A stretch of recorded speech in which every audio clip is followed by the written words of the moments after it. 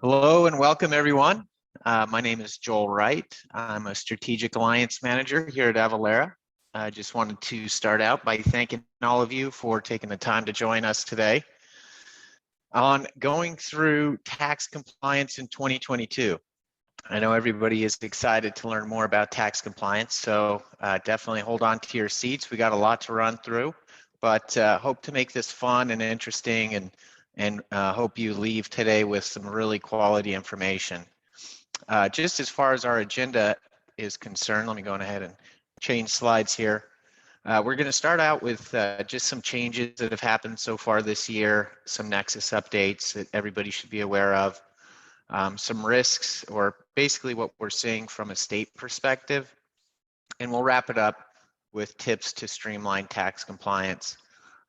We do have a chat feature available for everybody. Everyone is on mute, but if anything does come up, please feel free to use the chat and I'd be happy to help out. One other thing that I wanted to mention, Avalara in our industry, we come out with just helpful guides with regards to tax changes. And our 2022 report is out now.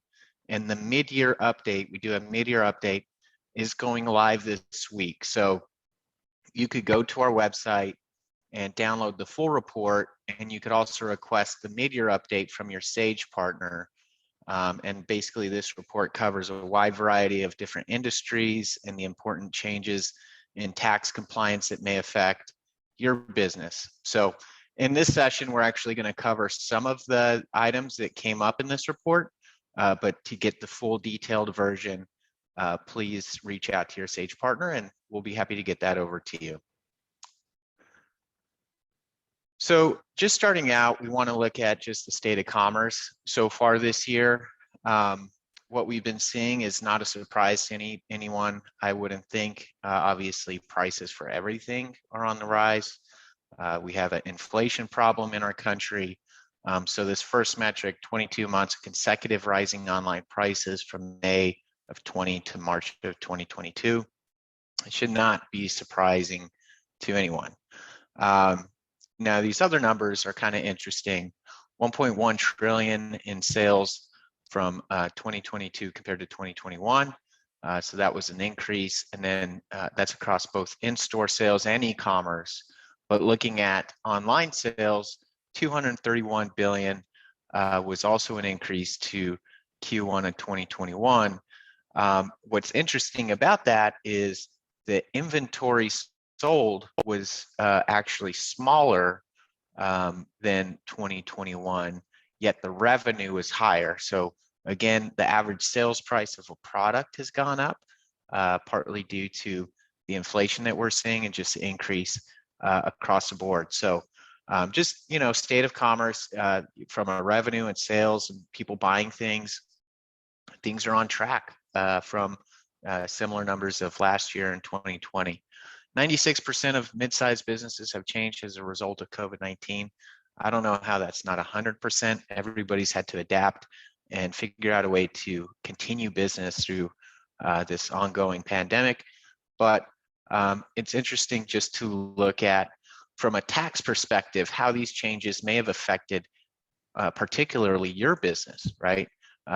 With everything that's been going on, we've seen a lot of supply chain issues, having the mass resignation going on, having to hire people, maybe working with 1099s.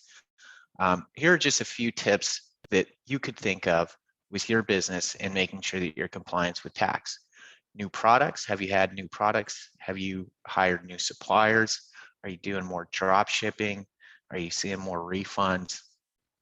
With regards to products, as we should know, not every product is taxed exactly the same in every state, right? So if you've added new products, you want to check and make sure that the taxability with where you're selling those products is accurate and correct. If you have new suppliers, make sure that you have those exemption certificates for those suppliers. Drop shipping, just making sure that you're understanding who's liable for any tax and who's collecting those taxes. And refunds, just if you need to make amendments to those refunds, then just things to look into and some of the changes that we've been seeing with businesses and how you should be monitoring those. So 2 slides ago, we talked about inflation. Consumer prices shot up 8.6% from 2021 to May of 2022, the largest 12-month increase since 1981, according to the U.S. Bureau of Labor Statistics. So prices are going up, and in general, prices going up means that there's more tax revenue for the states, right? But with inflation and with the pandemic and everything going on, we're actually finding the states have a lower tax revenue due to the consumption of non-taxable services. So, utilizing things that aren't necessarily taxable. So, with revenues down by the state, their budgets aren't really, hitting forecasts. So, with that being said, states are going to get creative in how to make up the difference. And probably the quickest and easiest way for that is to just begin auditing more. So just be on the lookout.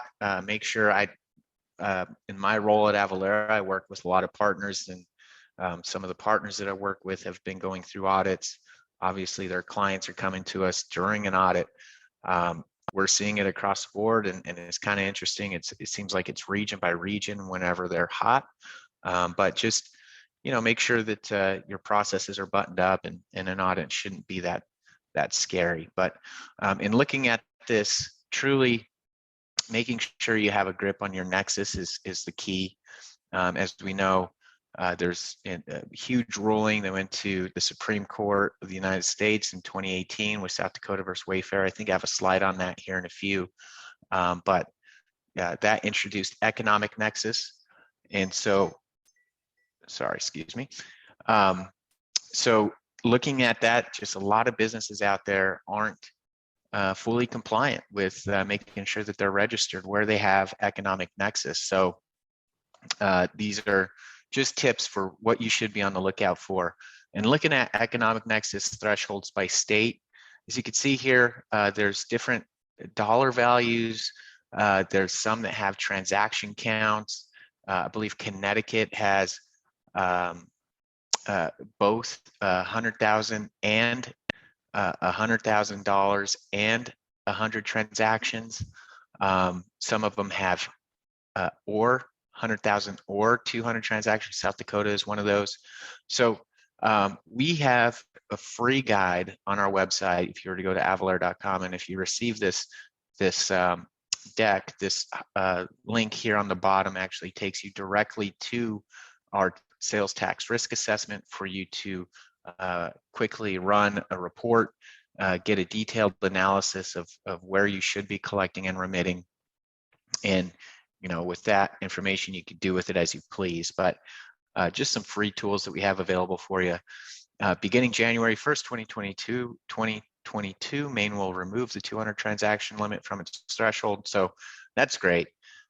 If any of you are kind of up to date with everything that had happened since that South Dakota versus Wayfair, it's kind of interesting that you find South Dakota in particular that has $100,000 or 200 transactions, because the whole premise of it was that you had this huge organization that was selling into their state and not required to charge sales tax because they didn't have physical presence in that state. And so ultimately they were able to sell products at a lower cost because they didn't have the sales tax added to it. And so South Dakota's fight was, we're protecting the small business. We're trying to protect the small business.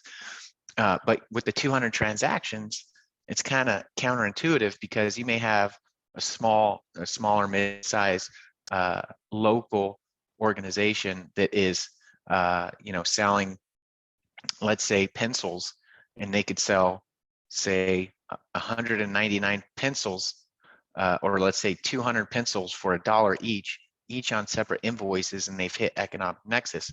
Or you could have one organization that sold $99,999 worth of pencils into the state on one transaction, and they don't need to have or they don't have to register in that state. So it's kind of counterintuitive. And so seeing that Maine took away the transaction count, we think that we're going to see more and more states kind of do away with that, just simply because it doesn't really align with the whole premise of why the economic nexus was put in place from the beginning. So just some things to look at here.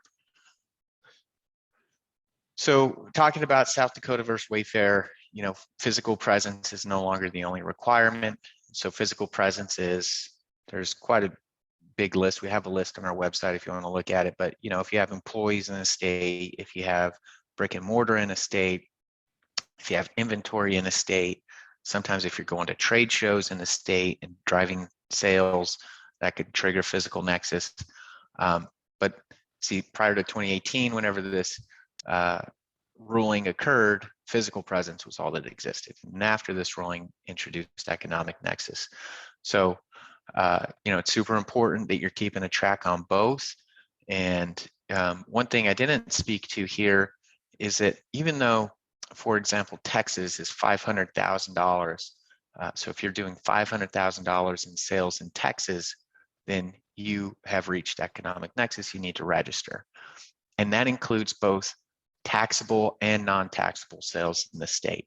Whereas in California, it's only taxable. So again, it's like, why? It's never easy, right? It's never easy, but we have a lot of resources to hopefully help you out with this. One interesting thing with COVID that we saw is just this huge migration of people all across the United States, right? I don't have to go into the office, so I'm going to go work from Idaho or from Montana and act like I'm, in the Yellowstone show. Well, that was all great because the states actually, many of the states temporarily exempted those workers and those businesses that had workers in those states from triggering nexus. However, a lot of those temporary exemptions have now expired. So if you still have employees that are working from some states that aren't in your home state of business, then that could trigger physical nexus in that state. So just some trends that we're seeing. It's one of those easy things that could be overshadowed, especially because I feel like from a departmental perspective of a business, you have HR, which kind of keeps account on where employees are. And then you have finance, which obviously manages all the finance functions and, sales tax and accounting and all that. So not always do HR and finance talk. So if you're in finance and you're not really sure where all your employees are located, just something to keep an eye on to make sure that anywhere you have an employee that you're registered in that state. The other thing too is 1099s. We get asked that a lot. If I had to outsource a portion of my business and I'm using 1099 consultants.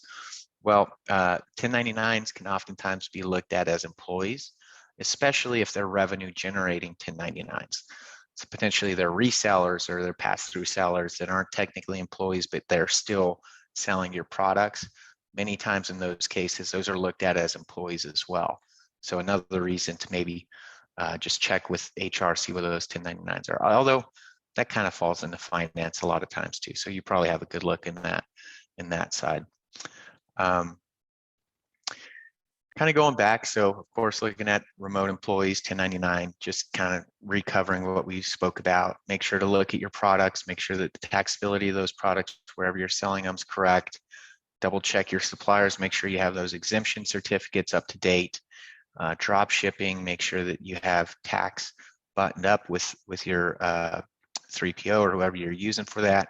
And any refunds, take a look at that. So why you should address all these issues now? Well, I mean, it's just one of those things you kind of constantly need to be readdressing them, right? I'm sure you've probably already addressed it, but it's one of those things you just need to readdress just because things changed. And one thing that is changing is the complexity, right? It's not getting any easier.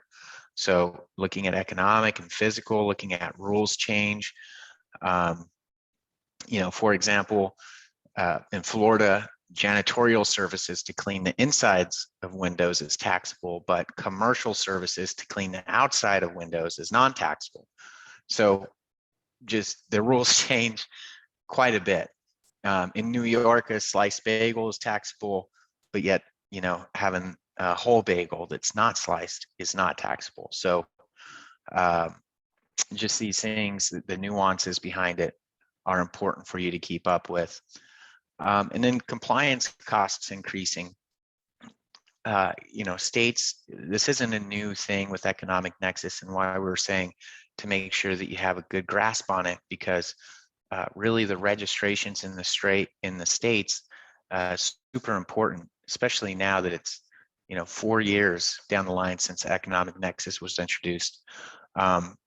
We saw one instance where Mattress World, who is based in Oregon, got caught up in a weird tax nuance, and they used a third-party delivery service, which created nexus for them in Washington. But because they discovered this nuance too late, Mattress World ended up owing Washington, the state of Washington, nearly $2 million in back taxes, which was too much for the company to really cover.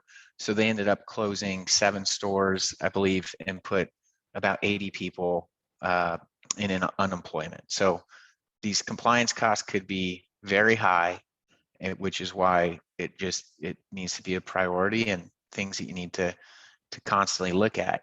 Compliance isn't optional. It's a requirement, and you just don't want to be stuck with the bag. I'm just going to briefly look and see if any chat came in. I'm not seeing any questions, so please, put your questions in if anybody does have any. Would love to be able to answer any and all that I can, and if not, we could definitely get back to you. So looking at this, states, if they're not hitting their budgets, I think right now the mass majority of U.S. states are in a budget deficit, nearly $55 billion, I believe, across the United States. One of the great things, though, for states, which has been a saving grace, is marketplaces like Amazon, eBay, these large marketplaces that are doing sales really all across the globe, but also in states for consumers. And marketplaces are required to collect and remit the sales tax on behalf of the sellers, which is a huge time saver, because if you could imagine how many different sellers there are in the Amazon marketplace, it definitely adds up to a lot. And if the state revenue departments had to unleash auditors with all these different sellers, then it would just be unobtainable. And so really a lot of these states are receiving tax dollars that maybe they couldn't forecast, just because it's really one of those things that's impossible to do, because you just don't know how much your population is going to buy from a marketplace. But just speaking about that, that's really one of those things that is actually been a good thing for the state and might kind of alleviate some of these audits a little bit. But again, I'm still seeing personally with some of the partners that I work with, them going through audits, and of course their clients going through audits. So it's just one of those things that they're going to pop up.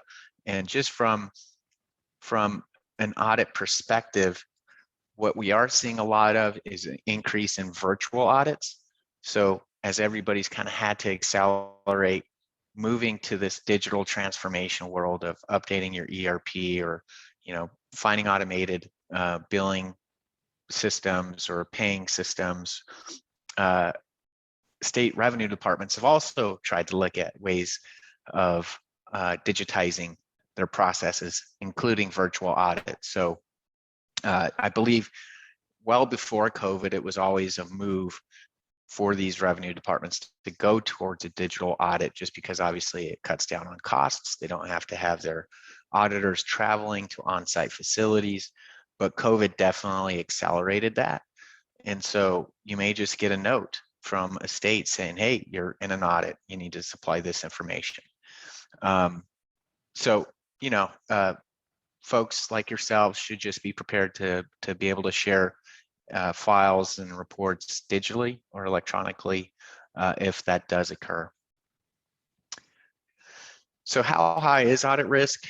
It's kind of interesting because if you look at it, 60%, over half of audits right now are happening within these four core industries: manufacturing, construction, wholesale, distribution, and retail.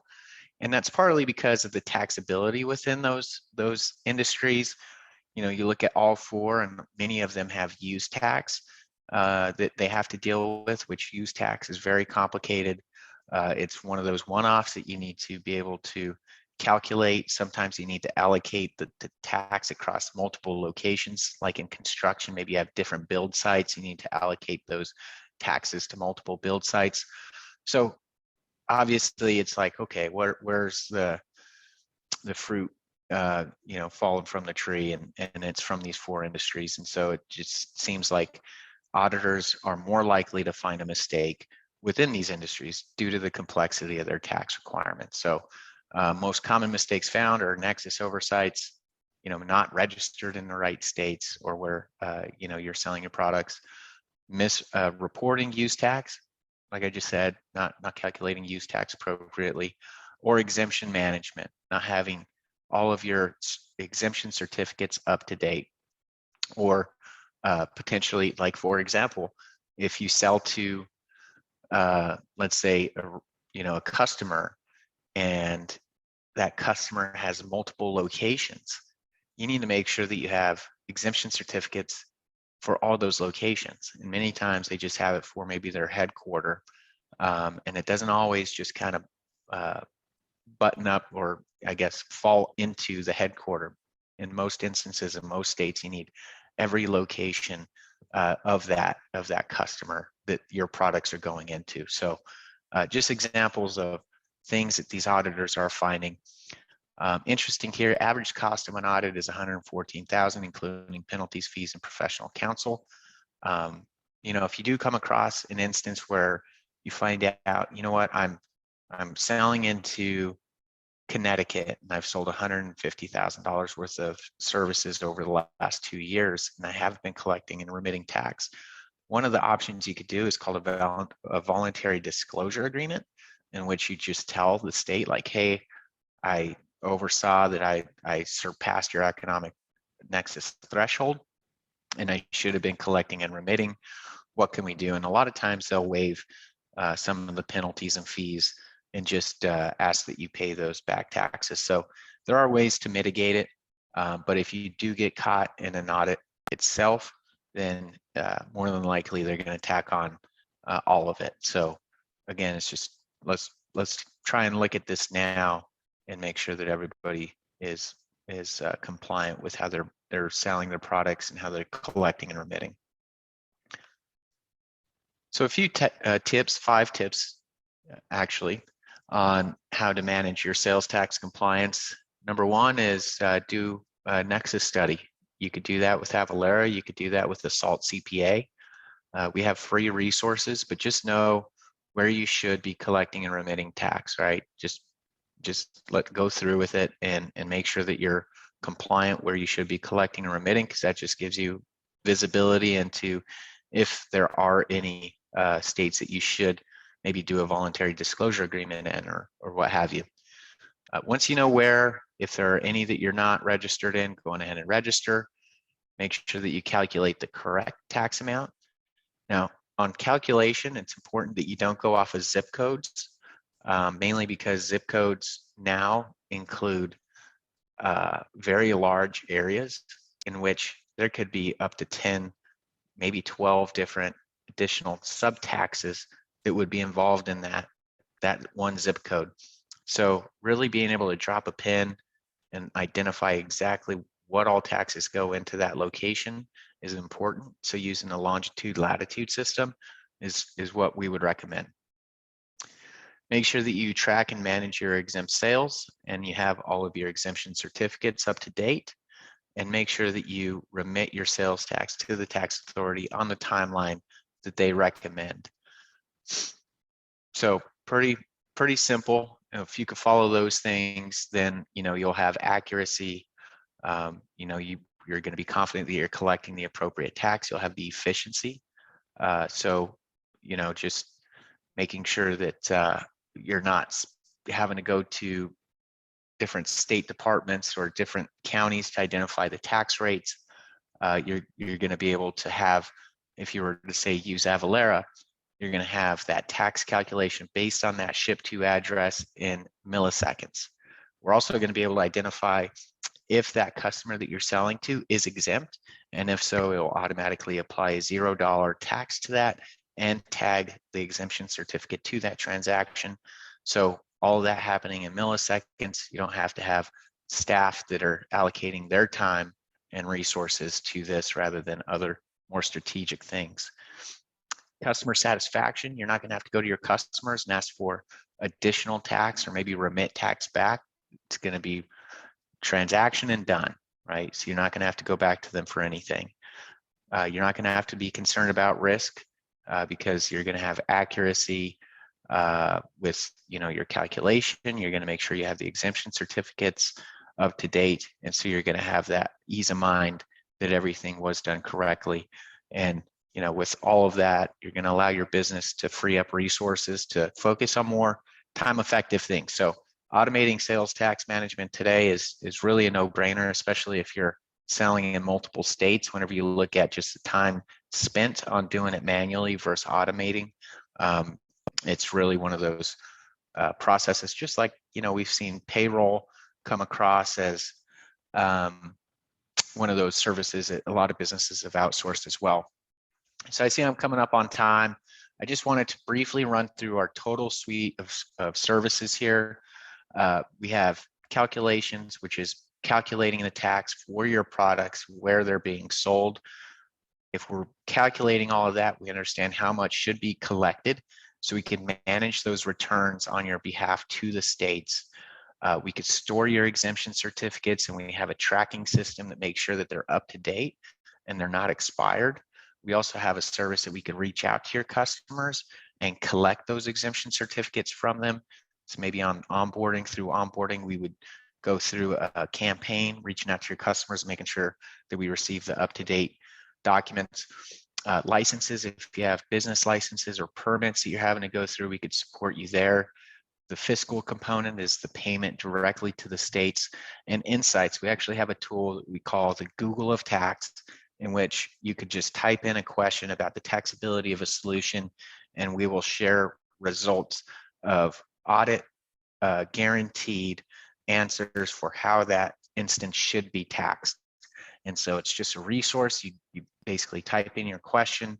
We also have tax experts that are available by phone that you could reach out to through that as well, and speak to somebody and talk through your specific instance and get advice that way. Again, all of our answers through that are audit guaranteed, so you don't have to worry about whether or not you're getting a correct answer or not. So with that, I just wanted to open it up again and see if anybody has any questions.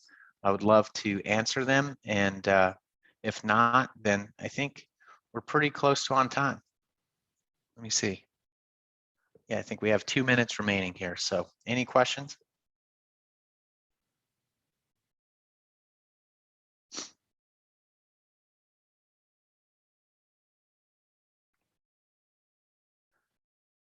Yeah, I'm not seeing any. So I hope everybody was able to learn from this presentation. Again, my name is Joel Wright. I'm with Avalara. If anyone does have questions about how our product works, specifically with Sage, we have a lot of resources on our website. We have YouTube videos of our integrations with all of Sage products. So definitely feel free to scroll through our website or just type in Avalara and Sage and on YouTube, and you can find demos of how our product works. But again, thank you all for your time, and I hope everybody has a great rest of your week and a great second half of the year. Thank you.